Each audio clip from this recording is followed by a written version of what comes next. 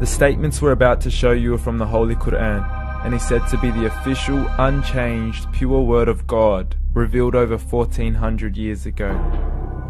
Claiming to be the word of God is a heavy statement, and without proof, or if a single contradiction is found within the book, the apparent word of God will be proven false. So without further ado, let's put the book to the test. In the 23rd chapter, titled The Believers, from the 12th to the 14th verses, God is said to give a detailed description of how the human being is formed.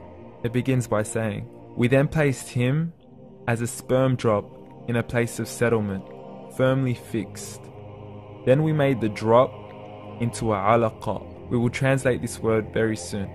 "And then we changed the alaqa into a lump.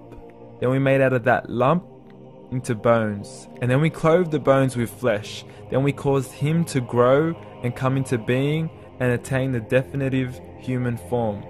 In the 21st century, we can now safely say that this verse is clearly describing the process of human development in correct chronological order. However, what we should be paying attention to in particular is the second stage, referring to the development of the embryo. The specific word used to describe the embryo in this verse is the word alaqa. The word alaqa, when translated into English, can mean three separate things. Firstly, a blood clot, or to be suspended, that is to be hanging or clinging to something, or thirdly and finally, a leech.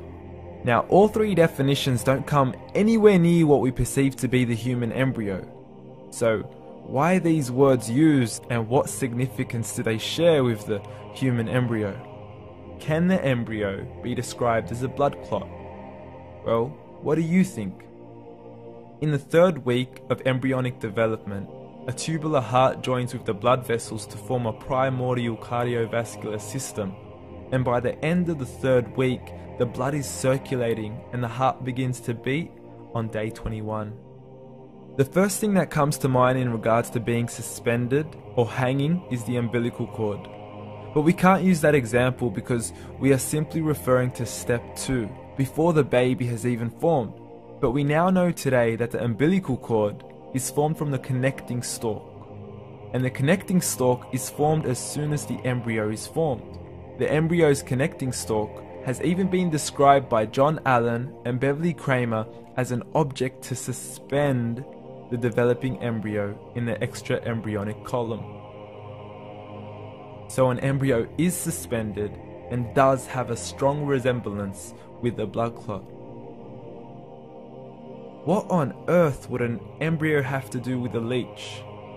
Figure A shows the structure of an embryo at 25 days. Figure B shows a leech.